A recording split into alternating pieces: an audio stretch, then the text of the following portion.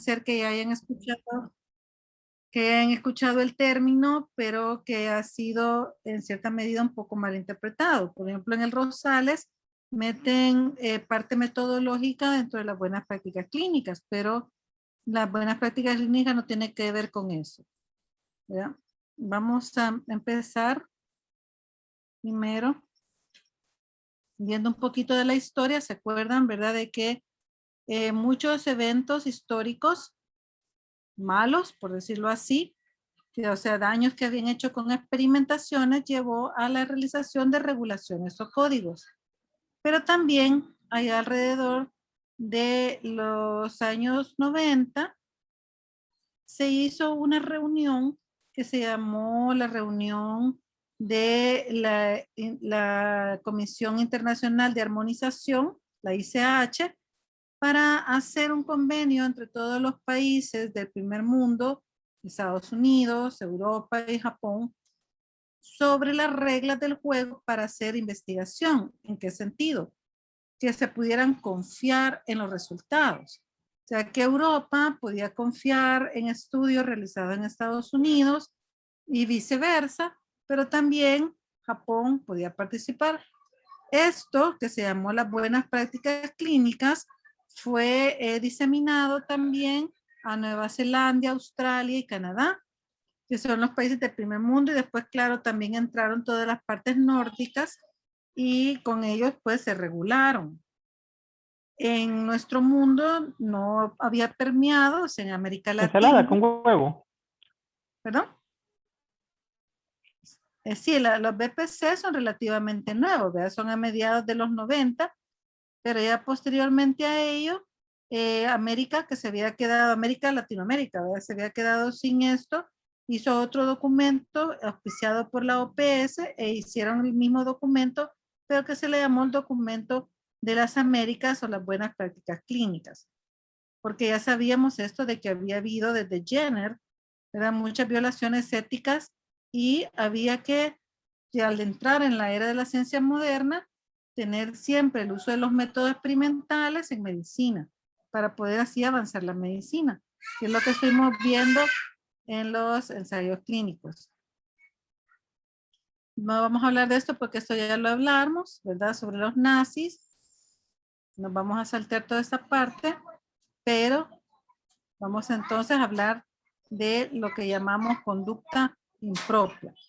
Fíjense que Beecher dijo, la medicina es importante y el progreso de la ciencia puede ser conseguido. Sin embargo, si los estudios que no son éticos no son prohibidos, el desarrollo de estos le hará gran daño a la medicina. Beecher concluía diciendo que los estudios carentes de pautas éticas o con procedimientos éticamente cuestionables no son infrecuentes, ¿verdad? Estos llamados de atención hicieron también lo que les decía, la realización de las buenas prácticas clínicas. Lo que nos lleva a hablar sobre lo que se llama la conducta impropia. La Comisión Estadounidense sobre Integridad de la Investigación se reunió en 1996 y ellos dijeron y definieron la conducta impropia en la investigación a la conducta ilícita que se apropia en forma indebida de la propiedad intelectual o de las contribuciones de otros, que impide de manera intencional el avance de la investigación o que amenaza con corromper el registro científico o comprometer la integridad de las prácticas científicas. Dichos comportamientos son faltos de ética e inaceptables al proponer, conducir o comunicar una investigación o al revisar las propuestas de informes de investigación de otros. Entonces, como pueden ustedes ver, esto fue la inquietud que presentó Harold, no ha sido una inquietud global que ha ido llevando a la creación de ciertas normativas.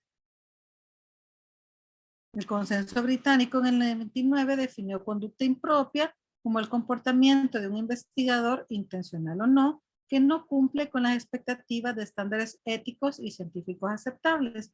Y fíjense que aquí introduce un nuevo componente, que es intencional o no. ¿Por qué? Porque muchas veces puede ser que sean, por ejemplo, algunas casas farmacéuticas u otros que hacen comportamientos de forma intencional, o como lo hemos visto en la pandemia, pero en otros puede ser que no, que por buena fe o por buena voluntad creen que están haciendo una buena investigación, pero están fallando en algo en una parte científica. Y por lo tanto, ya con eso, al no cumplir los estándares científicos, también están cayendo en conducta impropia. La taxonomía preliminar de la conducta impropia en la investigación, ¿verdad?, le dio una clasificación por niveles de severidad, definiendo como la severidad número 1 lo que llamamos la fabricación o invento de datos o casos, como se dio el caso con la ivermectina, ¿verdad? También la falsificación, distorsión intencional de datos, el plagio, que es copia de ideas, datos o palabras sin autorización, y no obtener la aprobación de un comité de ética para la investigación, cosa que, por ejemplo, en nuestro país es una práctica bien común. Además, nosotros, ustedes bien saben que en nuestro país prácticamente promovemos estas conductas cuando nosotros mismos nos da risa, o promovemos cuando los residentes dicen que se fusilaron los datos, que se cocinaron los datos, así tenemos palabras para la conducta impropia. El nivel de severidad 2, siempre en la conducta impropia, ya aquí son otras cosas. Por ejemplo, no admitir que habían unos datos faltantes. ¿Se acuerdan que en ensayos clínicos habíamos dicho que no se debe omitir datos? Ignorar valores atípicos y no informar al respecto. No incluir datos sobre los efectos secundarios en un estudio clínico o conducir una investigación en seres humanos sin consentimiento informado o sin justificar por qué no se obtuvo la autorización de un comité de ética. Vamos llegando al nivel de severidad 2. Luego tenemos el nivel de severidad 3, en el cual estamos hablando de publicación de análisis retrospectivos sin declarar que fueron retrospectivos, ¿verdad? Y muchas veces decimos, presentamos algo como que sea algo que está ocurriendo en el momento, pero en realidad son datos del pasado. Autoría honoraria. Eso se daba muy frecuentemente en jefaturas que obligaban a que pusieran sus nombres o como autores a sus subalternos. No atribuir el crédito a otros autores, ¿no? Cuando se peleaban los investigadores, dejaban afuera a un autor. Publicación redundante. Esto se dio, les cuento, siempre ahora con la pandemia encontramos esto, encontramos un artículo del mismo paciente que reportaban un caso de COVID, que lo habían hecho autopsia y lo habían reportado a 2 autores diferentes, como una publicación redundante. Y no hacer público, claro, el autor en una iba como primer autor y el otro como segundo autor, ¿no? Y no hacer público un conflicto de interés. Y a la seriedad 4, no intentar publicar una investigación completa, fíjense bien eso, ocultando datos. No investigar en forma adecuada la investigación existente antes de iniciar una nueva investigación. O sea, cuando dejamos algo a medias, ¿verdad?, y no lo hacemos bien antes de empezar luego una nueva investigación. Y esa es seriedad 4. Luego tenemos el fraude. ¿Qué es el fraude?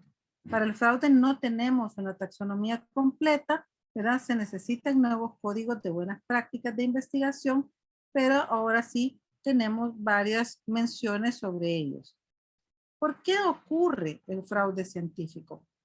¿O por qué no ocurriría si ocurre en todas las demás actividades humanas, verdad?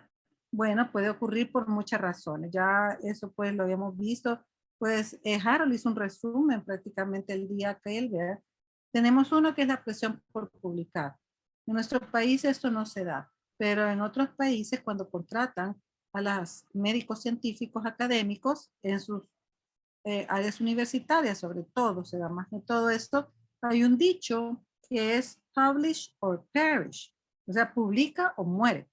Entonces, ellos van subiendo, no es como aquí, que los profesores van subiendo de P1, P2, P3, a medida que toman cursos, solo van a los cursos, se duermen, pero ya tienen el diploma, no van a dormir, se lo digo porque me consta, mis cursos ya van a dormir, pero yo por eso dejé de darles diplomas.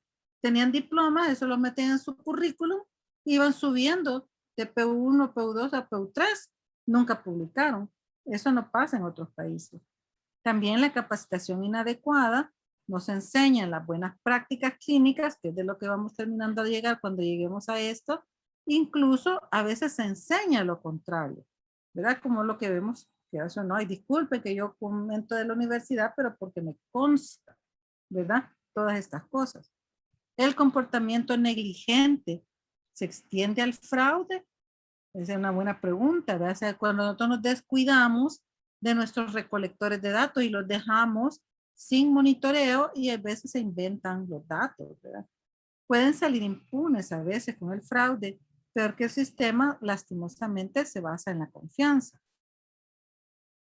¿Y qué necesita un país para responder a la conducta inapropiada en la investigación? Bueno, primero que la comunidad científica lo reconozca, ¿verdad? Los médicos y sus líderes. Que haya un organismo independiente que conduzca las investigaciones para que haya prevención, enseñanza e investigación. Esas cosas que no tenemos. Nosotros no tenemos un Instituto Nacional de la Salud que haga esa función como en Estados Unidos, que es el NIH, ¿verdad? Quienes controlan la parte científica, pero sí tenemos por lo menos la parte ética, o sea, tenemos un Comité Nacional de Ética de Investigación que se ha mantenido fuerte desde el año 2005.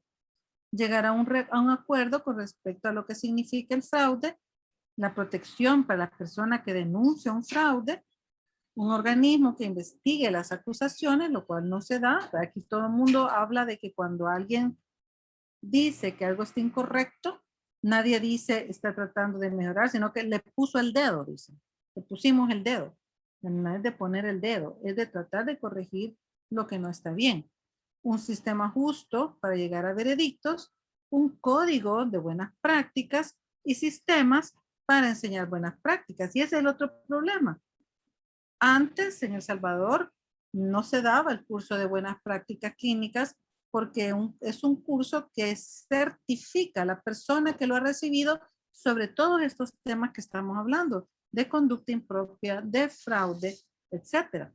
La ética, ¿verdad? Y entonces se tenía que pagar o por lo menos habían algunos gratuitos, pero eran dados por instituciones acreditadas para certificar a las personas.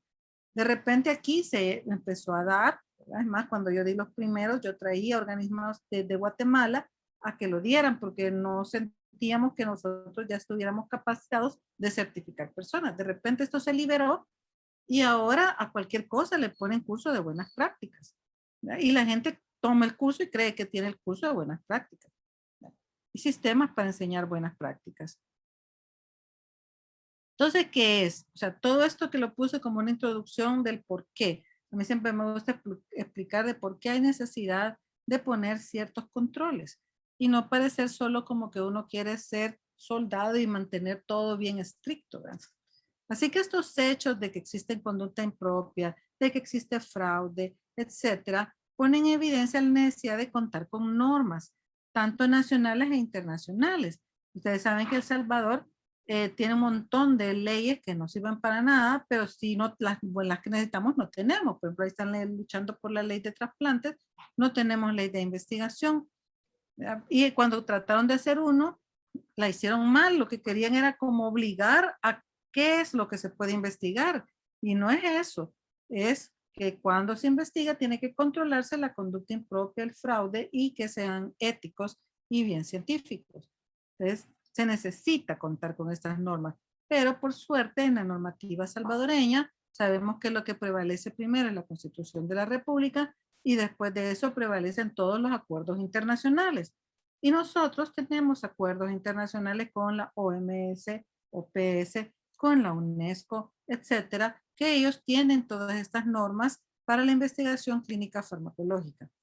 Estas normas deben asegurar, por un lado, la solidez científica del estudio, por esto que estamos hablando, cómo vamos nosotros a meter al mercado un medicamento que ha sido llevado por fraude, ¿verdad? Y por el otro, garantizar la solidez ética, porque tampoco vamos a vender algo o llegue algo al mercado sabiendo que se ha roto la dignidad de muchas personas en países pobres, sobre todo en nuestros países, ¿verdad? Se ha violentado eso. Así que por eso fue que además se deben tener pautas que garanticen que los datos que surjan de estas investigaciones sean adecuadamente conservadas, preservadas y que alguien puede ir a hacer auditoría de ellas y ver es cierto que existen los pacientes, existen los datos, existen los valores, ¿verdad? Y eso sea independiente del lugar en donde se realice el estudio. Entonces, viendo estas necesidades fue que se crearon las buenas prácticas clínicas o las BPC. No hay que confundirlas con las guías de práctica clínica. Esa es otra cosa totalmente distinta. Lastimosamente, cuando lo pasamos todo al español, todo se mezcla, ¿verdad? Pero la buena práctica clínica o BPC es una norma internacional de calidad ética y científica para el diseño, realización, ejecución, monitorización, auditoría, registro, análisis e informe de estudios clínicos que cuentan con la participación de seres humanos. Como pueden ver ustedes, prácticamente vigila todo desde que empieza un estudio, ¿verdad?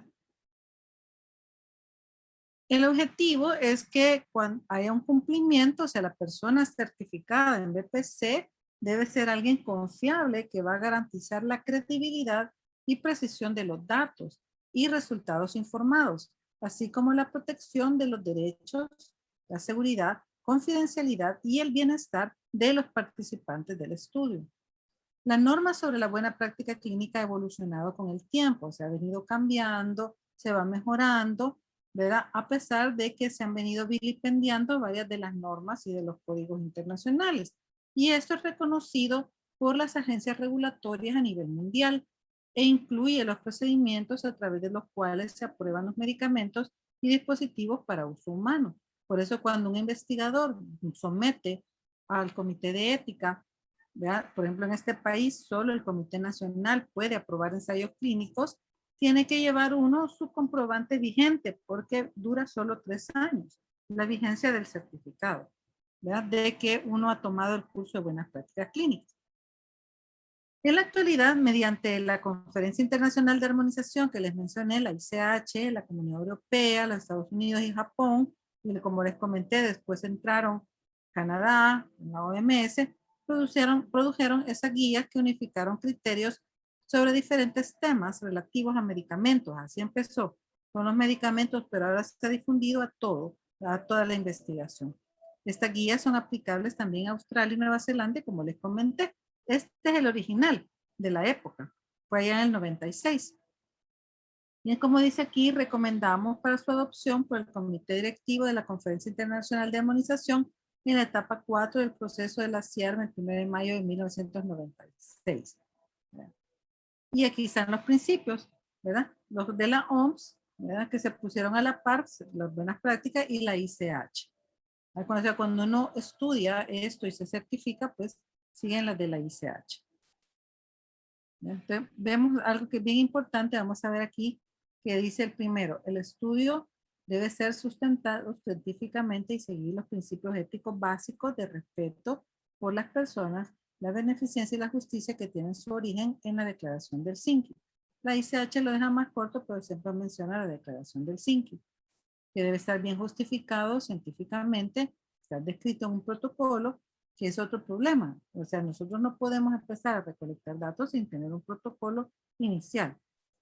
Se debe identificar y sopesar los riesgos y beneficios, ¿verdad? Vemos acá también en la ICH dice lo mismo, y el estudio solo debe iniciarse si los beneficios esperados participante y la sociedad sobrepasan los riesgos. Realmente dice el otro, debe estar fundamentado en datos clínicos y no clínicos adecuados. Cuando decimos no clínicos son los que dijimos in vitro, ¿verdad? Y el estudio debe ser aprobado por los comités de ética independiente o de su revisión institucional correspondiente antes de su inicio y debe haber un protocolo, ya lo habíamos mencionado. El estudio debe implementarse tal como está descrito en el protocolo. Esa es otra cosa que es bien importante.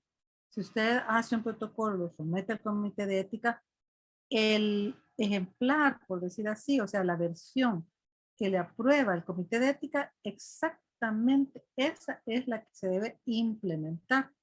Si usted en el camino encuentra que hay algo que no lo había considerado, tiene que parar el estudio y tiene que pedir una aprobación de una enmienda al comité de ética. Para que hasta que le aprueben la enmienda, usted continúa su estudio. Se debe obtener el consentimiento informado voluntario de cada sujeto. Y el estudio debe continuar solo si el perfil de beneficio-riesgo permanece favorable. ¿A qué se refiere a esto?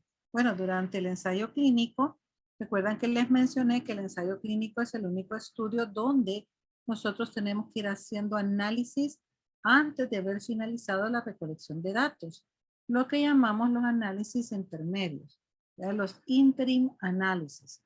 Estos siempre deben estar previstos en el protocolo en un ensayo clínico. En un ensayo clínico que pone en riesgo, o sea que el riesgo es algo elevadito, tiene que tener varios análisis intermedios. Y si lo que está probando, por ejemplo, estamos probando lo que está, como que estábamos haciendo nosotros, clorexidina alcohol versus yodo alcohol, que son sustancias que ya hasta se usan, ¿verdad? Con solo un análisis intermedio es válido. Claro, estos análisis intermedios no los hace el investigador, sino que contrata a un comité, se llama un comité independiente de monitoreo de los datos. O sea, aquí en El Salvador, por ejemplo, yo lo que hago es contratar a Juan José. No lo meto en mi estudio, sino que lo contrato como independiente y él me va llevando el análisis. ¿Por qué? Porque es necesario ir mostrando en el camino de que el beneficio-riesgo permanece favorable. Si en algún caso vemos que los eventos adversos superan el beneficio, aunque el estudio no haya terminado, se termina allí.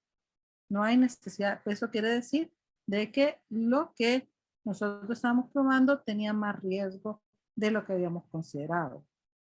Solo el personal de salud debidamente calificado, médico odontólogo y con licencia para ejercer estará a cargo del cuidado médico, y todo el personal que hace parte del estudio debe tener educación, entrenamiento y experiencia, así como la licencia correspondiente para desempeñar su función. Toda la información del estudio se debe obtener, administrar y almacenar de forma que permita su reporte. Esto es importante. Nosotros no podemos andar llevando las hojas de recolección de datos tiradas en el carro, A mí me dicen siempre los residentes cuando, bueno, ¿y tu tesis qué pasó? Ah, doctor, es que fíjese que me robaron el carro. Y ahí iban todas las hojas. Bueno, ahora que ya los hago llevar el Excel, ¿qué es lo que le roban? La computadora, ¿verdad? Me robaron la computadora, ya no tengo nada. Siempre tienen que haber documentos que respalden la existencia de esos documentos. O sea, ¿qué quiere decir esto? Quiere decir, y ya lo vamos a ver en las buenas prácticas clínicas, que un investigador debe tener un archivero. Y en ese archivero tiene que llevar todos los documentos y ordenados en forma tal como lo dicen las buenas prácticas clínicas. En las buenas prácticas clínicas hay un apartado solo a cómo llevar los archivos para que en algún momento alguna entidad, de un organismo relacionado con la investigación pueda llevar a ver el monitoreo de datos. En otros países, por ejemplo en Estados Unidos, la FDA llega a hacer monitoreo.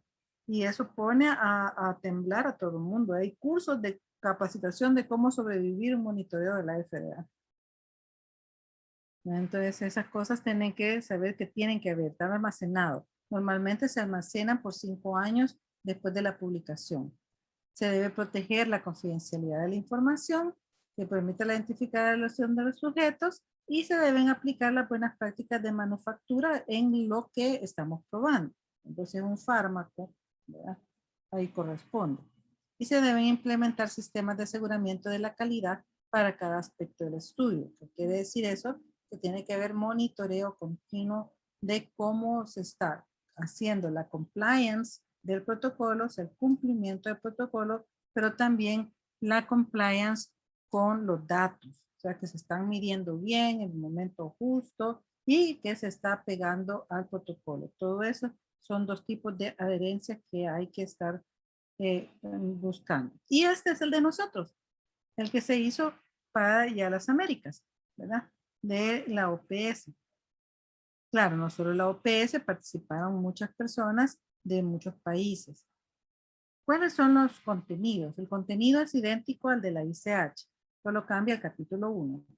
Pero de ahí todos los capítulos son idénticos, que hablan sobre los principios, de por qué la BPC, sobre los comités de ética, sobre el consentimiento informado, sobre las responsabilidades del investigador. Fíjense bien que hay unas responsabilidades, también hay responsabilidades del patrocinador cuando hay patrocinador, el programa de vigilancia del cumplimiento de la BPC por las autoridades regulatorias, o sea que tiene que haber lo que estamos hablando, auditorías sobre el protocolo y glosario de términos. Este se los voy a pasar. Este no se ha sido actualizado, está desde el 2005. ¿Qué quiere decir calificación? ¿Qué quiere decir familiaridad con el artículo de prueba? ¿Qué es cumplimiento? ¿Qué es monitoreo? ¿Verdad? Y qué es delegación de responsabilidades. Porque hasta eso, ¿verdad? Cuando uno tiene co-investigadores, cada quien se le designa una actividad y tiene que firmar de que está notificado de su actividad, pero el investigador principal nunca puede delegar su responsabilidad, solo delega las funciones. De eso también tiene que ser importante de reconocer. Los registros deben ser precisos. Recuerdan que habíamos hablado de los formularios de informe, se llaman CRFs, las hojas de reporte de datos. Ahora todo esto está también teniendo mucha modificación debido a que ahora las cosas se pueden llevar digital. Ya tenemos muchos CRF digitales, por ejemplo está el RedCap, tenemos el Cobotool, tenemos un montón de instrumentos que ellos solitos van guardando en una nube. Pero eso tenemos también que comunicarlo al comité de ética. La cosa es que siempre tiene que haber documentos fuentes. Los documentos fuentes tienen que mostrar que de veras existía. Si estamos haciendo un ensayo clínico, esa persona que entró y no que me la inventé. ¿Verdad? Que es lo que pasa a veces, no crean. Yo estuve en un estudio que era sobre un beta bloqueador para disminuir la probabilidad de infartos transquirúrgicos y postquirúrgicos en las personas isquémicas que eran sometidos a cirugía no cardíaca, el estudio POISE. Con el estudio POISE íbamos a meter como 3,000 pacientes a nivel mundial, teniendo un buen margen de pérdida, ¿verdad? Teniendo un buen margen de pérdida. Pero fue bien yuca cuando de repente nos mandaron a avisar que 600 pacientes que habían metido, no me acuerdo si era en Irán o en Irak o algún lado ahí, ¿verdad? Los iban a descartar porque habían ido a hacer el monitoreo, auditoría, porque el monitoreo se hace local, habían hecho hacer la auditoría y habían encontrado fraude. ¿Verdad? Los pacientes no existían, estaban los datos, pero no habían documentos fuentes, ¿verdad? Entonces se tuvo que quitar, por suerte no modificó mucho el tamaño muestral, a eso lo llevamos con McMaster, pero uno desde aquí en El Salvador ni conoce a la gente de allá, de Irán, Irak, ni me acuerdo el país, pero se siente bien feo cuando llega una carta diciendo, investigador principal en El Salvador, fíjese que le comentamos que el investigador principal del país tal cometió fraude y por lo tanto sus casos van a ser desechados. Se siente bien feo, ¿verdad? Todas las correcciones, y esta es otra cosa que es bien importante, cuando uno llena una hoja de recolección de datos, es bien riguroso. Si alguien se equivoca en algo, por ejemplo, era la talla 1.78 y alguien puso 1.68 e inmediatamente se da cuenta del error, no se debe ni echar chelito ni tachar, sino que se debe solo pasar una raya, firma y sella del error y a la par pone el dato correcto, firma y sello, ¿verdad? Y de esta forma, si cuando llegue el monitoreo y después llegue la auditoría, van a ver que fue un error humano porque uno se puede equivocar al traspasar y claro que va a haber que confrontarlo con el documento fuente. ¿Ya? Todas las correcciones, por eso dice ahí, deben tener fecha, iniciales y explicaciones y no debe tapar la entrada original independiente si se escribió manual o electrónicamente. Ahora con electrónicamente es más bonito porque electrónicamente tiene una, así como cuando hacemos correcciones en Word, que dice que da un seguimiento de las correcciones que vamos haciendo. Cuando hacemos como control de cambios. El investigador debe conservar los registros de los cambios y las correcciones. Y el investigador debe mantener la documentación del estudio según se especifica en los documentos esenciales a conservar. ¿Cuáles son? Pues el protocolo aprobado por el Comité de Ética, la delegación de funciones, los currículums de todos los investigadores, con sus diplomas de buenas prácticas clínicas. Claro que va a tener que ir el acta de evaluación del Comité de Ética y de todas las correspondencias que se lleva con el Comité de Ética, en orden. Por lo tanto, no pueden andar en el baúl del carro, ¿verdad? Los documentos esenciales deben conservarse por un mínimo de 2 años después de la última aprobación de una solicitud de comercialización, ¿verdad? Ahora esto ha cambiado, ahora se mantienen por 5 años. desde la presentación a, por ejemplo, si es un fármaco, a la FDA. ¿Ya? Esos documentos deben conservarse, se les pone llave y ya cuando pasan 5 años, entonces ya los puede desechar. Si no, no puede desecharlos. Y es responsabilidad del promotor informar al investigador en lo que respecta a la fecha en que estos documentos ya no necesitan ser conservados. Los aspectos económicos deben estar bien documentados, ¿verdad? Porque en otros países se le paga a las personas, ¿verdad? Se le paga, uno recibe grants, se llaman grants, y se distribuye la plata dependiendo si son académicos, son bien bajo costo, ¿verdad? Normalmente cuesta meter lo más caro que se puede dar en un académico, anda como por $15 por paciente, pero cuando son de fármacos, a veces pueden hasta darle $2,000 por paciente. Entonces, ¿cuál es el problema con eso? Hay que verlo de dos puntos de vista. Como investigador, no debería haber problema en el sentido de que alguien pueda vivir haciendo investigación. Pero ¿cuál es el problema? Que cuando hay dinero de por medio, muchas personas hacen más facilidad con fraude, ¿verdad? Y ese es el problema. ¿Verdad? Entonces, debería de ser alguien que sea bien íntegro a pesar de la capacidad que hay de poder vivir de eso, ¿verdad? Así que a solicitud del monitor, auditor, del IRB, es el Comité de Ética o Autoridad Regulatoria, el investigador o institución debe poner a disposición para acceso directo todos los registros solicitados que se relacionan con el estudio. Esto es bien importante. Fíjense que yo pertenezco en América Latina a dos tipos de grupos. A un grupo que se encarga de la ética de la investigación y otro grupo como el que estábamos de metodólogos y de investigadores. Pero en realidad de tres, porque este es de la Cochrane y hay otro que solo es de investigadores que no hacen revisiones sistemáticas. Entonces me acuerdo que una vez una chava de Ecuador, creo de Colombia, de Ecuador creo que era, andaba bien molesta, no, perdón, de Perú, andaba bien molesta porque el comité y el Instituto Nacional de la Salud le habían avisado que como investigadora le iban a llegar a hacer una auditoría y que querían ver los consentimientos informados y querían ir a encuestar a los pacientes para ver cómo les habían sacado el consentimiento informado, a ver si era cierto que no había habido coacción. Pues la chava bien desesperada, preguntándonos que si eso era normal. Bueno, a mí realmente en lo personal me llamó la atención que ella no hubiera leído las buenas prácticas clínicas, porque eso todo el mundo cuando se certifica en buenas prácticas clínicas sabe que eso es algo que puede ocurrir, que llegue tu autoridad regulatoria a verlo. Así que existen 8 principios de buenas prácticas, y quiere decir que los datos deben ser procesados con imparcialidad y conforme a ley, procesados para fines limitados, adecuados, relevantes y no excesivos, exactos y actualizados, procesados de acuerdo con los derechos de la persona, seguros en el sentido de que el dato está seguro y transferido únicamente a países que protejan en forma adecuada a las personas, ¿verdad? Entonces, ¿qué quiere decir esto? Que el dato en realidad debe ser un dato confiable, no debe ser un dato fraudulento.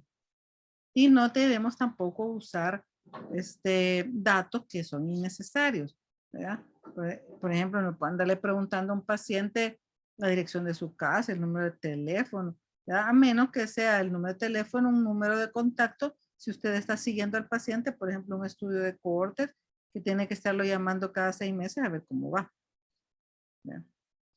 Así es que esta era la primera parte sobre las buenas prácticas clínicas. Mientras cambio de ponencia, no sé si alguien quiere comentar algo.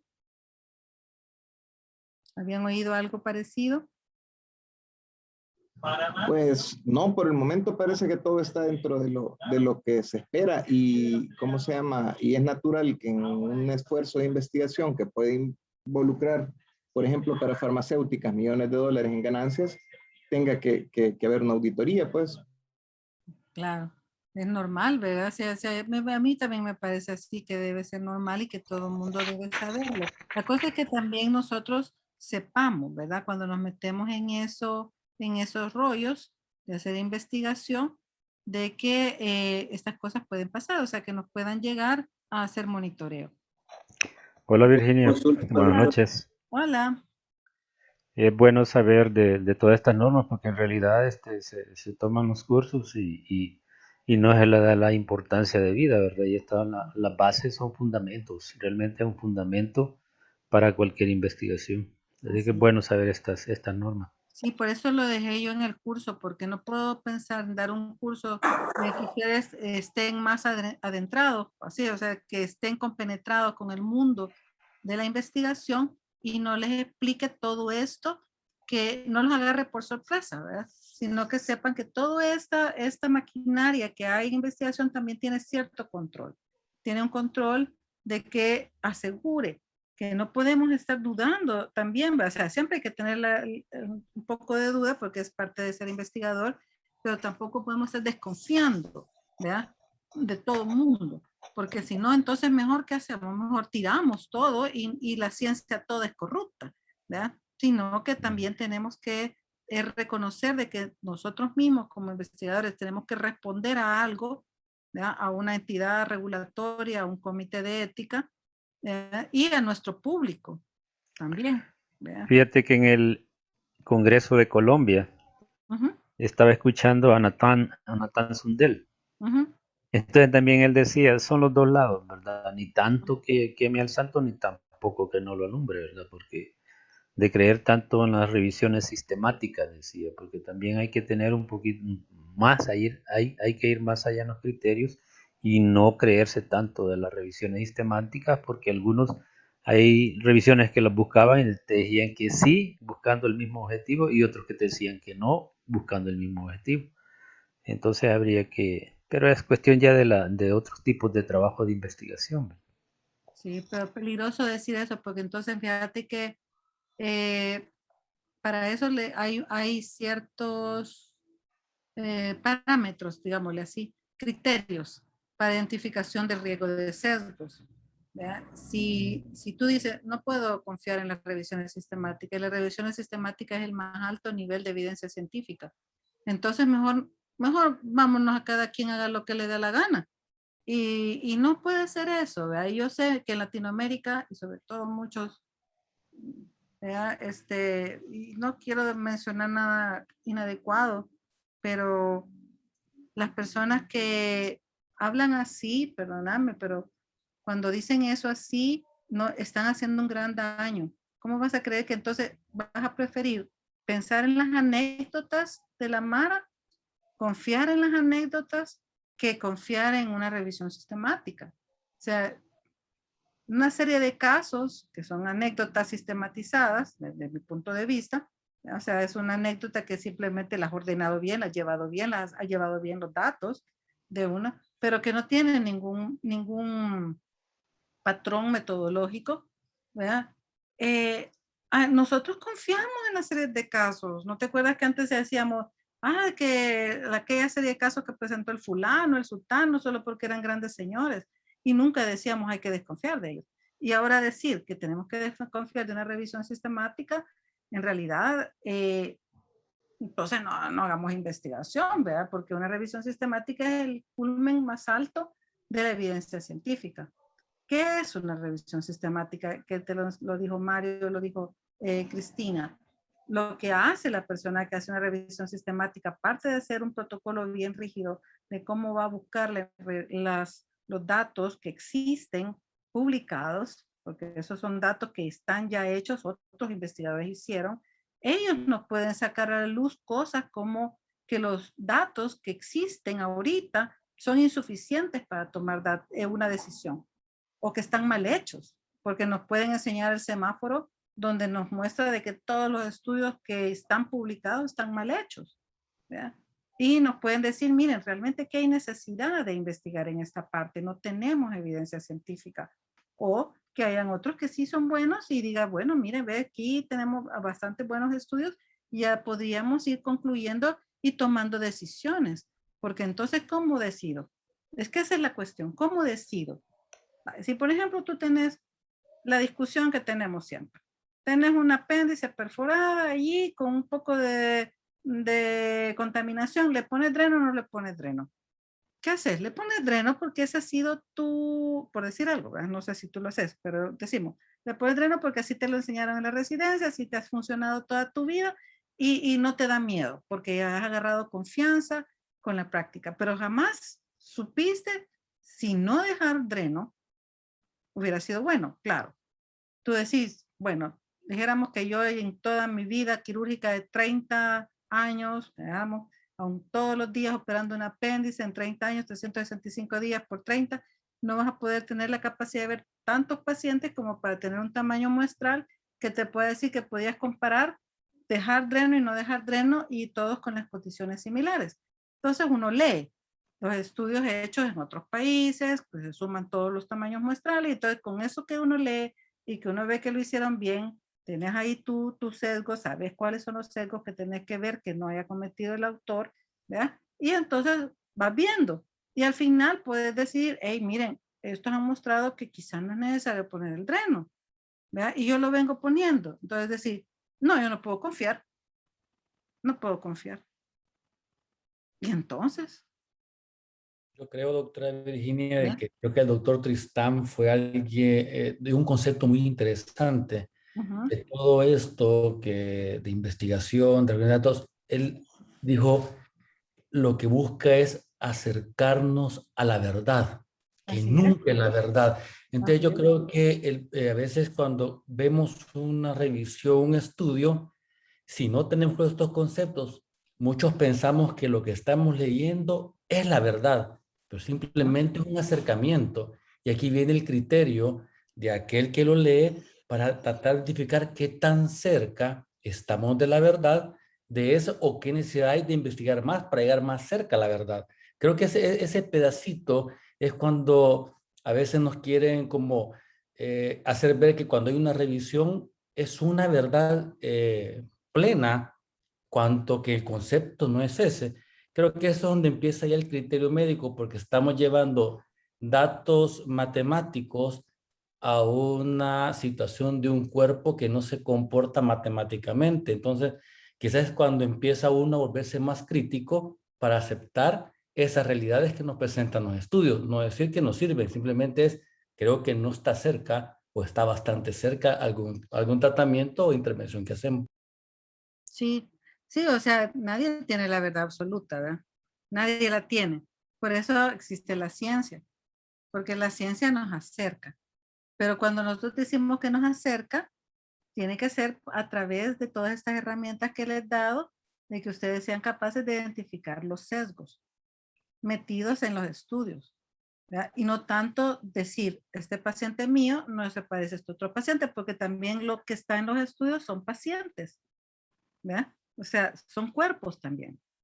Son cuerpos que han estado participando en unas investigaciones que lograron generalizarse, ¿verdad? Entonces, si yo puedo decir, este estudio tiene, lo leo bien, identifico que hay sesgos, si tiene muchos sesgos, solo me quedo con la impresión, ¿verdad? O sea, que cuando decimos que es el más alto nivel de evidencia científica, yo también decía que puede decirnos una revisión sistemática, por ejemplo, de que los estudios que se han hecho hasta el momento no tienen fuerza porque han sido muy sesgados y dejarnos en la incertidumbre otra vez. No siempre tienen respuestas, no siempre. ¿Ya? Hay revisiones sistemáticas que solo llegan a la conclusión de que seguimos sin saber qué hacer. Fíjense bien, o sea, yo no estoy diciendo de que una revisión sistemática siempre te va a dar una respuesta. No estoy diciendo de que es el más alto nivel de evidencia científica. ¿Por qué? Porque aparte que tiene un buen control de sesgo, lo que introduce de base original son ensayos clínicos que a su vez también tienen gran control de sesgos. Entonces tenemos por lo menos quisiera yo que ustedes puedan entender la diferencia de lo que es confiar en una serie de casos a confiar en un ensayo clínico. ¿Ya? Entonces, cuando digo confiar, no quiero decir, ay, solo porque es ensayo clínico. Ya les expliqué que hay ensayos clínicos que pueden estar mal hechos. O sea, cuando decimos confiar, quiere decir que partiendo de que tengo una serie de casos y tengo un ensayo clínico, ¿cuál es mejor?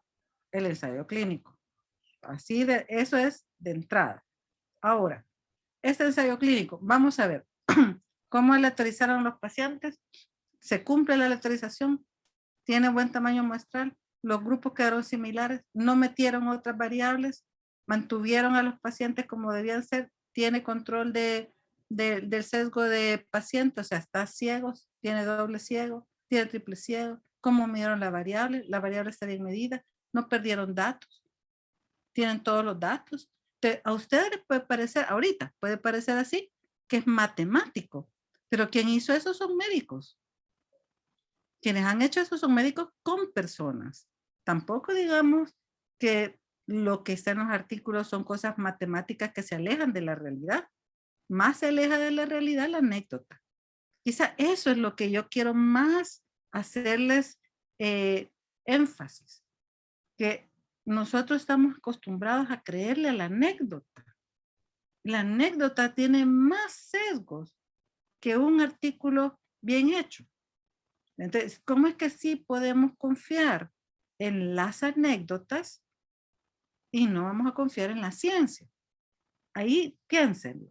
¿Verdad? Puede ser que tengan ustedes razón y quizá la anécdota es lo que debemos confiar y bueno, yo puedo estar totalmente equivocada en ese sentido.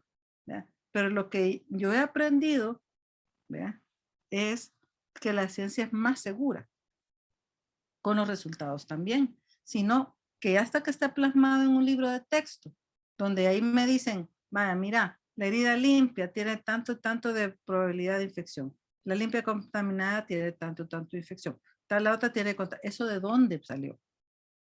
Eso salió de estudios, de investigaciones. Entonces, hasta que llega el libro de texto, ¿vea? Y que me leo el libro de texto siempre, todo antes de cada cirugía y confío en lo que está en el libro de texto y el libro de texto me dice tal cosa y confío en ese libro de texto. Esto viene de investigaciones. Entonces, a lo que voy yo es de que tenemos que ver cómo va la secuencia de la creación del conocimiento. ¿Confiaremos en el conocimiento hasta que esté plasmado en un libro o confiaré en el conocimiento hasta que alguien que tiene muchas canas me diga que así lo hace sus anécdotas? ¿O confiaré en una revisión sistemática? Piensen en eso, porque a eso es lo que estoy tratando de ver cómo ustedes mismos lo dialogan. Tienen que dialogarlo después de este curso. Tienen que dialogarlo con ustedes mismos. O sea, voy a seguir diciendo y creer más en el yo así hago, yo así digo, yo aquí, yo, o en un artículo, o sea, confiar en personas que dicen yo, hacerlo así porque así digo yo, o confiar en los artículos, entender los artículos, descartar artículos, porque hay artículos mal hechos, claro que hay mal hechos. No por eso la gran crítica de todos los que hemos hecho que hicieron mal de la hidroxi, de la ivermectina y todos esos. ¿Verdad? Hay un montón de fraude, hay un montón de gente que, la cosa es detectarlo, claro, tú ves los controles de sesgos. Y si ves que hay un buen control de sesgos, entonces más o menos se acerca un poquito más a la verdad. ¿Verdad? Entonces eso dialóguenlo, ¿verdad? No estoy tratando de convencerlo, he tratado de darle las herramientas en las cuales yo sí, en lo personal me generan más seguridad que una anécdota, en lo personal. Eso no quiere decir que a ustedes también. Ahora, ¿cómo queremos nosotros que sea el futuro de nuestra medicina en El Salvador? Alejarnos totalmente de cómo va la corriente a nivel mundial, hacer nuestra propia medicina. Claro, también es posible, ¿no? Pero ¿qué va a pasar? Que ya no vamos a poder participar en un montón de congresos y nada de esa cosa, porque ni vamos a entenderlo ni ellos nos van a entender a nosotros. ¿Ya? Pero piénsenlo, reflexionen y dialoguen. Ahora, decir eso, de que no podemos confiar en una revisión sistemática, realmente a mí me pone un poco de miedito, esa es la palabra, quizás, miedito, porque una revisión sistemática a mí no me tiene que generar, como dijera, problema. Yo la agarro, le paso el riesgo de sesgos, veo si de veras, y si veo que están mal hecha, la voto, pero puedo distinguir dónde estuvo el error, puedo distinguir, y eso es lo que quiero darle, las herramientas donde ustedes vean, ver, descartaron artículos sin decir por qué, ¿ves? No buscaron donde tenían que buscar. ¿Ve? No pusieron criterios de inclusión. Mira, esta cadena que usaron de mapeo no está bien hecha. Mira, no le hicieron control de riesgo de sesgo a los artículos incluidos.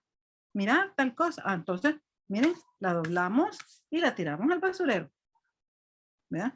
Pero no puedo generalizar, decir las revisiones sistemáticas no son confiables. Entonces eso sí ya es prácticamente anular todo. Anular todo. Pero bueno, sigamos. Entonces, voy a hablar un poquito de la protección de datos, porque es importante también eso de que tengamos los datos resguardados cuando participamos en investigaciones. Las regulaciones y el cumplimiento. Y también la privacidad, claro. El concepto de privacidad se encuentra vinculado al de intimidad, que es un derecho garantizado en los principales instrumentos interamericanos y universales de derechos humanos, que adquiere una dimensión nueva con retos que exigen un balance entre el derecho a la intimidad del individuo y los avances en el mundo de las TICs. Y esto a nosotros como cirujanos nos debe llamar mucho la atención porque nosotros publicamos fotografías, vean, de los pacientes de veces sin haber tomado en cuenta si le estamos violando la intimidad al paciente. En la doctrina internacional el concepto ha ido evolucionando. Nació como interferencia en el derecho a la vida privada del individuo, se transformó en la libertad negativa de rechazar u oponerse al uso de información personal y evoluciona al concepto de la libertad positiva que permite supervisar el uso de la información personal. Ahora con esto de la Big Data, ustedes ven que se filtran nuestros datos por los bancos, por cualquier modo. Todo el mundo tenía miedo que con la vacuna un chip nos iban a poner. En Facebook todo se va, en WhatsApp también. Entonces todo eso ahora es un área donde con la inteligencia artificial, la Big Data y todo esto, nuestros datos andan por todos lados, ¿verdad? Y de todos modos, aún así, nosotros como investigadores tenemos que ser muy cuidadosos de no liberar datos importantes de pacientes que puedan afectar su intimidad.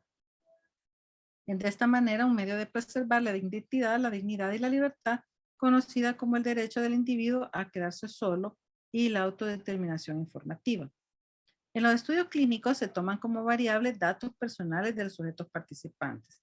Y ahí es donde tenemos nosotros que tener el cuidado de tomar las variables solo que de veras tienen algo que ver con la enfermedad y no variables que no tienen nada que ver. Por ejemplo, en los datos personales, ¿cuáles son? Nombre, dirección, que la puedan identificar. Nunca vamos a poner nombre de personas en una investigación. Vamos a poner el número, un número. Tiene que estar disociado de su identidad. Los datos personales sensibles son la información acerca de creencias religiosas, origen étnico, opinión política, historia de vida o estado físico o mental. Ven ustedes ahora, por ejemplo, en Estados Unidos, el gran racismo que hay, ¿verdad? Y estos son datos que queda si o no ponen en peligro también a las personas. La protección se aplica a toda información personal y sensible que se tiene sobre los participantes. Los investigadores deben respetar las legislaciones nacionales con respecto a la protección de datos. Sobre todo también estudios con DNA. Menos mal nosotros no nos metemos en esa área. El problema es que en El Salvador no existe una ley de protección de datos en sí, pero existe un artículo dentro de la Ley de Deberes y Derechos de los Pacientes y Prestadores de Salud que dice, artículo 20, derecho a la confidencialidad. Los pacientes tendrán derecho a que se respete el carácter confidencial de su expediente clínico y toda la información relativa al diagnóstico, tratamiento, estancia, pronóstico y datos de su enfermedad o padecimiento, a menos que por autorización escrita del mismo o por razones legales o médicas imperiosas se deba divulgar tal información. Otros lugares dispersos donde se encuentran normas en el ordenamiento jurídico están en la Constitución de la República, Ley del Ejercicio Notarial de la Jurisdicción Voluntaria y otras diligencias, Código Civil, Código Penal, Código de Familia, Ley de Protección al Consumidor. O sea que en El Salvador no existe un ordenamiento jurídico de la figura de la Big Data como instrumento diseñado para la protección específica del derecho a la autodeterminación informativa como manifestación del derecho a la intimidad. Pero en el artículo 2 de la Constitución dice, toda persona tiene derecho a ser protegida en la conservación y defensa de los mismos. ¿Qué es habeas data? Es acción judicial tendiente a permitir el acceso a datos que se encuentran almacenados en registros, tanto públicos como privados, con los fines de controlar dicha información y en caso que dicha información sea falsa o discriminatoria, se podrá solicitar la supresión, rectificación, confidencialidad o actualización de esta. Por ejemplo, todo lo que está en el Registro Nacional de Personas, vean el RPN. En El Salvador se reconoce en el 2004 por primera vez este derecho fundamental de todos los salvadoreños de la protección de datos o autodeterminación informativa derivada de un amparo contra la DICOM. Por ahora, la figura de habeas data solo puede ser analizado por la Corte Suprema de Justicia al no existir una ley especial que regule la protección de datos en El Salvador. Los principios que deben tener la ley de protección de datos según la OEA es que el principio 1 son que deben tener propósitos legítimos y justos. Los datos personales deben ser recopilados solamente para fines legítimos y por medios justos y legales. Principio 2, claridad y consentimiento.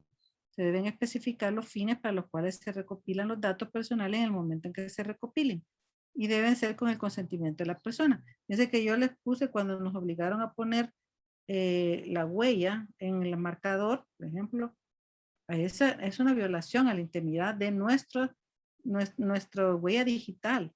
¿Verdad? No dijéramos ahora que nos hace la cara, la biometría. Todo eso nos deberían de haber pedido un consentimiento informado. ¿Ya? Yo protesté con eso, pero nadie hizo caso. ¿no? Principio 3, pertinencia y necesidad. Los datos deben ser verídicos, pertinentes y necesarios para los fines expresos de su recopilación. Y el principio 4, uso limitado y retención. Los datos personales deben ser mantenidos y utilizados solamente de manera legítima, no incompatible con el fin o fines para los cuales se recopilaron. No deberán mantenerse más del tiempo necesario para su propósito y de conformidad con la ley. Principio 5, debe ser confidencialidad. Los datos no deben divulgarse, ponerse a disposición de terceros ni emplearse. Si ustedes ven que ahorita usted manda a comprar pollo campero y al ratito en el Facebook le empiezan a dar un montón de anuncios de pollo. O sea, no tenemos ahorita ni intimidad ni confidencialidad. ¿verdad? Todo el mundo se entera de todo lo de uno. Bueno, aparte de que uno publica algo, también hay un algoritmo del cual inmediatamente le empiezan a llegar comerciales de lo que usted anda buscando. Principio 6, protección y seguridad. Los datos personales deben ser protegidos mediante salvaguardias razonables y adecuadas contra accesos no autorizados, pérdida, destrucción, uso, modificación o divulgación. Principio 7, fidelidad de los datos. Los datos personales deben mantenerse fieles y actualizados hasta donde sea necesario. Y el principio 8, acceso y corrección. Se debe disponer de métodos razonables para permitir a aquellas personas cuyos datos han sido recopilados puedan solicitar el acceso y al controlador de datos que los modifique, corrija o elimine. Principio 9, datos personales sensibles. Algunos tipos de datos, teniendo en cuenta su sensibilidad en contextos particulares, son especialmente susceptibles de causar daño considerable a las personas si se hace mal uso de ellas. Lo que ya hablábamos, ¿verdad? Y es lo que pasa también a veces se cuelan informaciones que después en algunos países hasta no les dan trabajo a las personas por ciertas cosas. Y el principio 10, responsabilidad. Los controladores de datos adoptarán e implementarán las medidas correspondientes para el cumplimiento de estos principios. ¿Ya? El 11, flujo transfronterizo de datos y responsabilidad. Los Estados miembros cooperarán entre sí en la creación de mecanismos y procedimientos que aseguren a los controladores de datos que operen en más de una jurisdicción. Van a creer que de medicina legal sacaron DNA de los fallecidos para hacer un estudio que no tenía ningún propósito, que era ver si es cierto que nuestro DNA tenía la parte femenina de los nativos acá y la parte masculina de los españoles que vinieron. O sea, realmente eso no tiene ningún uso. Principio 12, publicidad de las excepciones. Cuando las autoridades nacionales establezcan excepciones a estos principios por motivos relacionados con la soberanía nacional. Aquí empiezan con las excepciones. ¿Qué dicen las buenas prácticas con respecto a los datos? Hay 8 principios que deben ser procesados con imparcialidad y conforme a ley, procesados para fines limitados. Adecuados, relevantes y no excesivos. No debemos pedir datos que no tienen nada que ver con la investigación. Exactos y actualizados. Procesados de acuerdo con los derechos de las personas, seguros, transferidos únicamente a países que protejan en forma adecuada a las personas. Ya lo habíamos hablado esto. Como Estado miembro de la OEA, podemos utilizar los documentos ahí elaborados, ¿verdad? Y ahí les pongo el enlace de la OEA. Entonces, esto era con respecto a los datos. Y para terminar, vamos a hablar sobre el registro de los ensayos. Y ya con eso creo que dejamos cubierto toda la parte del mundo legislativo, o sea, normativo de la investigación. ¿Se ve? Sí, ve. El registro de Sí, los doctor. estudiantes. Sí, correcto, ¿sabes? Bueno, no tengo ningún conflicto. Bueno, esto tenemos que efectos de la globalización llevan al neoliberalismo, amenazas externas al país, ¿verdad?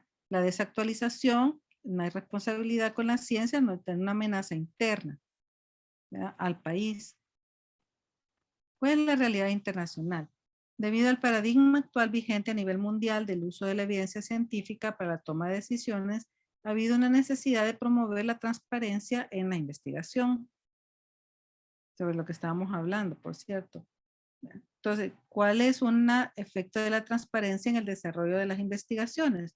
Bueno, que haya un registro de los ensayos clínicos. La transparencia en la investigación debe existir a lo largo de un continuum o proceso, desde la documentación de la existencia de un ensayo hasta la comunicación completa de los resultados al final del ensayo. Debe haber transparencia. O sea que podemos permitir monitoreo, debemos permitir auditoría y de que los documentos fuentes estén siempre visibles, ¿ya? Entonces lo que se quiere dejar hacer es de que a partir de los registros se den los reportes y que se ponga a disposición las fuentes primarias, siempre protegiendo la confidencialidad de las mismas, tal como ya lo mencionamos en lo del dato. Entonces ahorita estamos hablando sobre el registro. La responsabilidad del científico, dice el doctor Cotou, nuestros bioticistas, más grandes bioticistas argentinos, la responsabilidad del científico creen a medida que se incrementan el saber y aumenta el poderío técnico. La comunidad científica les reconoce a sus miembros una responsabilidad interna, consistente en desarrollar sus investigaciones en un clima de veracidad, lucidez, prudencia en el uso de los recursos y lealtad en la competencia. Imagínense, qué interesante, ¿verdad? O sea que es una responsabilidad también cuando incrementamos el saber, ¿verdad? Y todo, cumplir con todo eso, un clima de veracidad, lucidez, prudencia. La ciencia es neutra. Bueno, ya lo hemos estado discutiendo. En la época contemplativa, la ciencia pura e inocencia moral, en esa época tal vez. Pero en realidad tenemos muchos intereses de los patrocinadores. Dicen, bien, al fin solo, el dinero es capaz de hacer muchas cosas. La investigación clínica, esto lo saqué de un artículo mío, cuyo fin último es promover el conocimiento con la consiguiente repercusión en beneficio de las poblaciones, es conducida y desarrollada por los investigadores motivados por diferentes intereses, algunos por la curiosidad científica, el otro por el deseo de hacer el bien a una población, otros por tener prestigio profesional, otros por tener ganancias financieras y otros que no necesariamente se contraponen, pero en ocasiones se da el caso que pueden predominar los intereses personales sobre los del bien común, ¿verdad? Eso es algo que nosotros tenemos que estar conscientes. Y aquí tenemos los registros, ¿verdad? Los registros tienen ciertas características que han sido emanadas por la OMS, que les da pautas para poder ser reconocidos como registros. Van a creer que a nivel latinoamericano el único buen registro que existe es el cubano, ¿verdad? Y luego, que es la plataforma de registros de ensayo clínico, que es el ICTRP, ¿verdad? Tiene aquí el que es más conocido, que es el de Gringolandia, ¿verdad? El clinicaltrials.gov. También tiene uno en Brasil, ¿verdad? ¿Cuál es la importancia entonces? La importancia es de que al registrar el ensayo clínico, más que promoverse, ¿verdad? Porque también sirve para que en algunos países jale a pacientes que quieran participar en el ensayo y a decirle a la comunidad científica que usted lo está haciendo, es para de que cuando alguien haga una revisión sistemática, hablando de las revisiones sistemáticas, sepan que alguien hizo esa investigación y que si no la publicó, hay que pedirle los resultados. Que es importante eso. Primero, estandaricemos conceptos, que es un ensayo clínico. Para fines, bueno, esta es una conferencia que daba como establecido por la OMS, un ensayo clínico es cualquier estudio de investigación que asigna de manera prospectiva participantes humanos o grupos humanos a una o más intervención sanitaria. Eso ya lo habíamos hablado. Las intervenciones incluyen, pero no se limitan a fármacos, células y otros productos, pues también nosotros también a procedimientos quirúrgicos. También incluye ensayos de fase 1 a fase 4, ya los hablamos. ¿Qué es un registro? Entonces, definición de la OMS es la publicación de un conjunto de datos consensuados internacionalmente sobre el diseño, la conducción y la administración de ensayos clínicos. Esta información se publica en un sitio web de acceso público administrado por un registro que cumple con los estándares de la OMS. ¿Por qué deben haber? Bueno, para que reduzca la duplicidad del trabajo. Si hay alguien que ve que ya está haciendo ese estudio, no lo voy a volver a hacer yo también. Reduzca el patrocinio inequitativo de la investigación y de las enfermedades olvidadas. Evitar investigación en temas irrelevantes o de medidas de eventos irrelevantes. Y enfatizar la ética y la transparencia. La investigación debe estar libremente disponible al público y evitar sesgos de reporte selectivo o de publicación y mejorar el acceso de información en los beneficios y los daños. ¿Cuál es el sesgo de publicación? Más o menos también ya hemos estado hablando de eso. El sesgo de publicación se refiere al sesgo introducido cuando se realiza una publicación selectiva de resultados. Por ejemplo, el sesgo de publicación se sabe que ocurre porque estudios con resultados que son estadísticamente significativos, interesantes, estudios grandes y bien financiados o de mejor calidad son más probables de ser sometidos a publicación o publicados más rápido que los estudios sin esas características. Ahí hay un sesgo. Esta tendencia es particularmente relevante cuando los resultados parecen significativos, ya que estudios con resultados negativos o neutros casi nunca son publicados. Cuando sale de que algo no funciona o no funciona tal como nosotros creemos. El sesgo de publicación, por cierto, lo escribió también Mario. ¿Vea? Aquí está. El sesgo de publicación puede surgir de diferentes componentes involucrados en investigación y su diseminación. Investigadores, evaluadores, editores, patrocinadores y organismos financiadores están usualmente involucrados. Bueno, y aquí tenemos a varios, ¿verdad? De los que están en el grupo de Cochrane. Aquí está Luis, ¿verdad? Luis Ortiz. Aquí está Agustín Chaponi. Aquí tenemos a Mario Tristán. Esto lo escribió Luis Reveis cuando quiso meter el registro de ensayos clínicos LatinRec, que por cierto no sé por qué lo cerraron.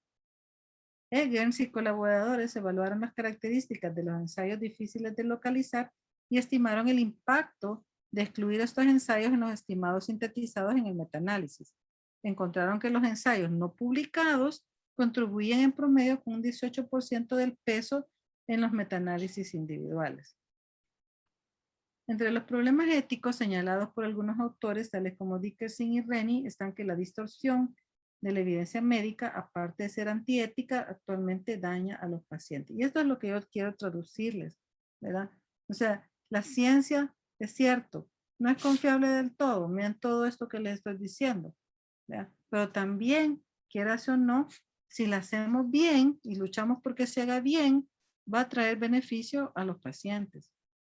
El financiamiento de la industria farmacéutica y la investigación biomédica ha aumentado dramáticamente en las últimas 2 décadas, llevando a conflictos de intereses frecuentes y a relaciones financieras complejas entre patrocinadores corporativos y los investigadores que desarrollan los ensayos clínicos. El pronunciamiento consort, que se acuerdan que hablamos del consort en la forma de cómo se expresa y se escribe un ensayo clínico, aumenta la alerta de la necesidad de reportar adecuadamente los hallazgos de los ensayos clínicos. En suma, un número de miembros de la industria han propuesto una serie de guías para promover buenas prácticas de publicación de manera de alcanzar mayor transparencia.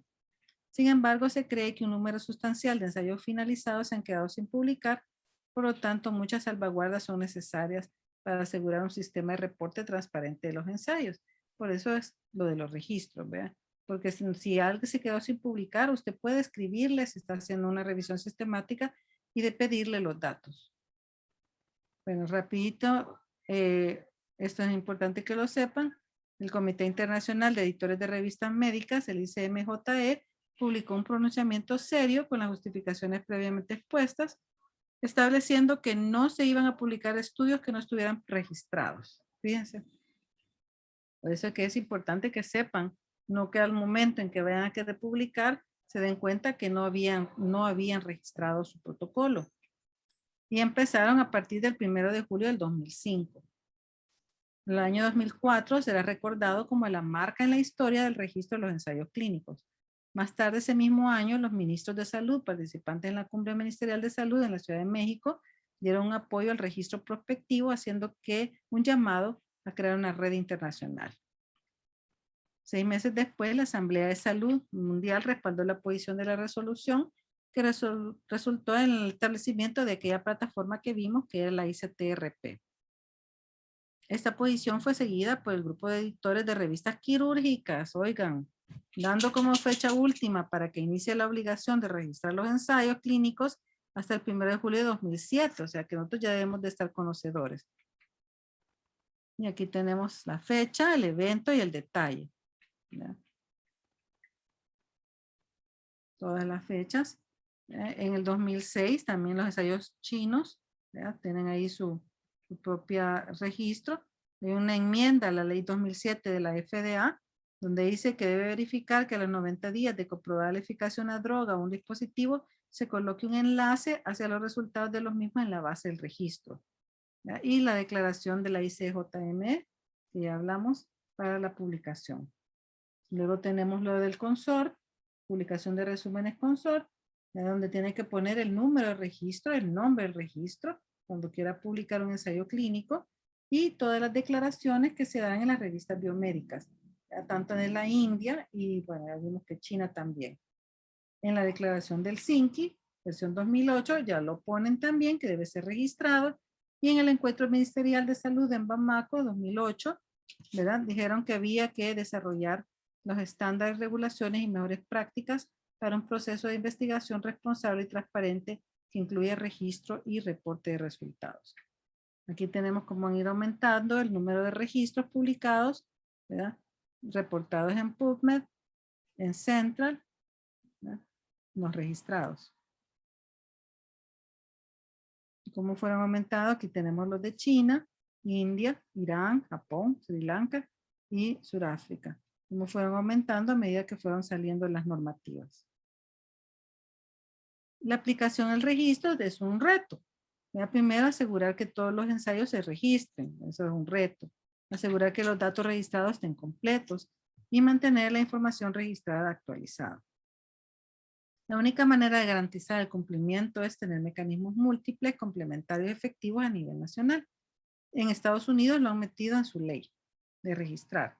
Y es un imperativo ético y moral, y por lo tanto los comités de ética de investigación tienen obligación de establecer mecanismos de control al respecto.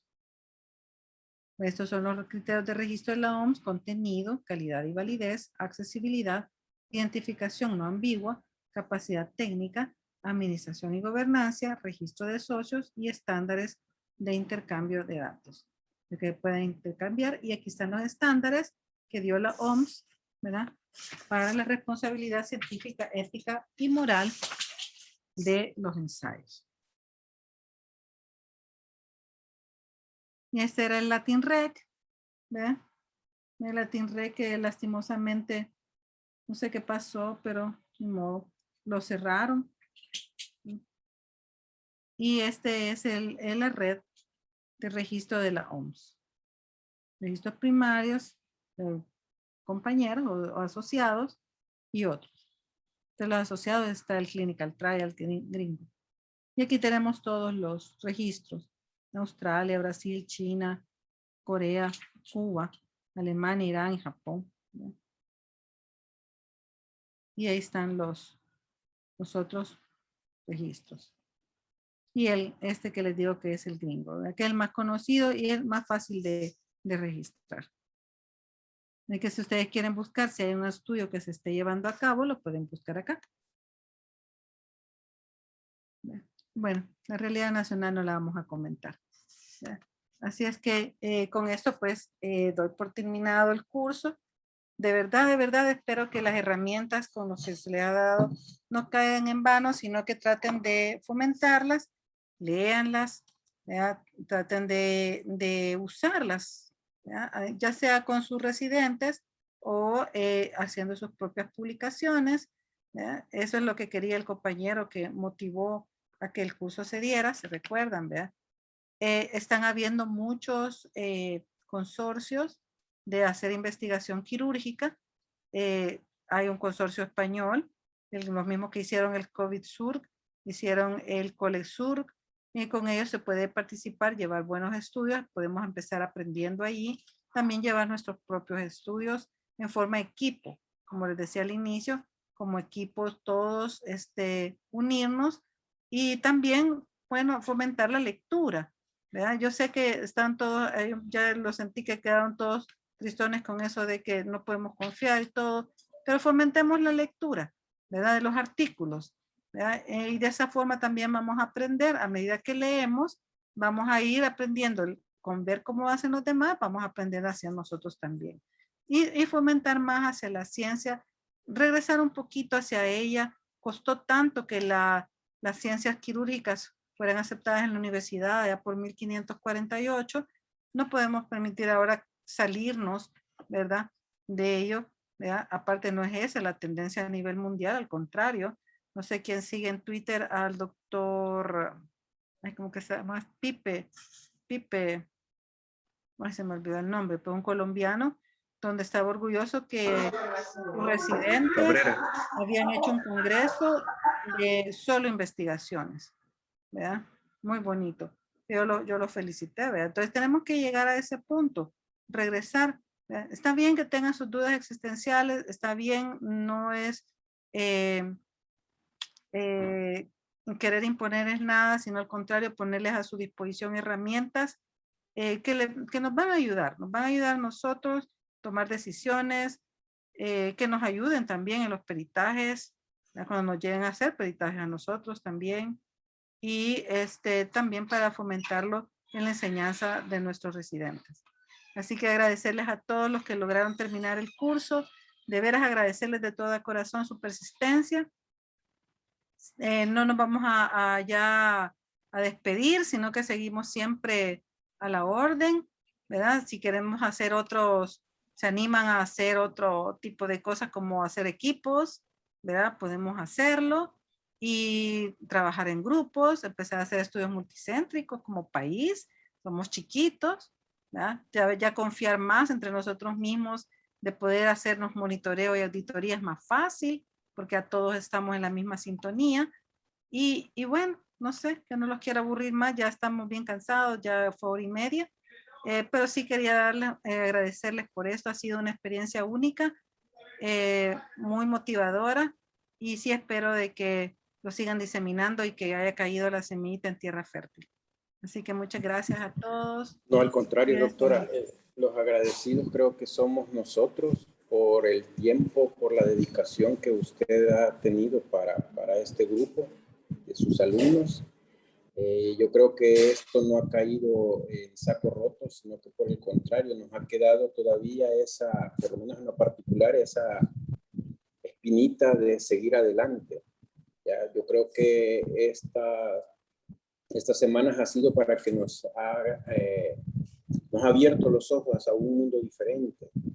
¿Ya? Y definitivamente sí es importante que uno se esté cuestionando, ¿verdad? Pero igualmente, digamos, así como usted lo ha explicado, de tener la confiabilidad en los estudios que se hacen, pues sí, eso, con las herramientas que usted nos da, como que también es más factible poder analizarlos y definir si un estudio, como usted lo mencionaba, si un estudio ha cumplido con los requerimientos, se han hecho con la rigurosidad adecuada, y allí queda en uno en el sentido de saber si lo acepta o no, toma en cuenta ese estudio, ¿verdad? O sea, y yo creo que los que hemos persistido o perseverado más bien en este y estamos hasta esta hora, yo creo que es porque nos ha impregnado esa pasión que usted externa cada vez que explica. Entonces, en lo particular, le agradezco realmente por todo su empeño, por conseguir a profesores de alto nivel en que también ellos hayan tomado el tiempo, y creo que los agradecidos, como digo, somos nosotros. Y igual, ¿verdad? Tal vez algunos otros compañeros quieren opinar, pero sí, en lo particular, créanme que la voy a contactar, porque ya hay varias cuestiones ahí que estamos por iniciar. De hecho, ya hace poco nos han invitado otra vez a participar a un evento multicéntrico de Argentina. ¿Ya? Y estamos ahí por hacer algunas pininos en algún tipo de estudio. Pues entonces yo creo que pronto va a tener noticias de mi parte, porque sí voy a necesitar una guía, y agradecería también que usted fuera mi mentor al respecto. Pues. A la orden, y así hagamos, ¿verdad? Tirémonos a participar. El Salvador solo puede ser posicionado por nosotros. Nosotros somos El Salvador. El Salvador, si nosotros nos mantenemos con bajo perfil, nadie lo va a sacar adelante. Tenemos que sacar la cara y darla por El Salvador, ¿verdad? Entonces, que nos empiecen a ver a los cirujanos salvadoreños, nuestras cosas, ¿verdad? Sí, me parece muy bien. Muchas gracias, doctora. Ya sabe, a la orden entonces. Bueno, entonces, gracias, Otto, agradecerle muchísimo, ¿verdad? El sacrificio que he tenido de estar ahí, estar bien subiendo a YouTube, estar a la hora, no tenía derecho a faltar, otros tenían derecho a faltar, ¿no? Y bueno, agradecerles a todos nuevamente. Entonces, a descansar, y les van a hacer llegar su diploma hoy, está bien bonito. Muchas gracias, doctora, por todo. Muchas gracias, Virginia. Muchas gracias, doctora. Cuídense mucho. Gracias, doctora. Siempre se le Cuídense. agradece también esa diligencia que tiene. Se le respeta y se le quiere mucho, doctora. Igual, yo también los quiero mucho, oye. Por aguantarme también. Cuídense, pues. Bueno, pórtense bien, cuidado con el COVID, que todavía anda por ahí. Bendiciones. Cuídense. Bendiciones a todos. Oré mucho y me aferré.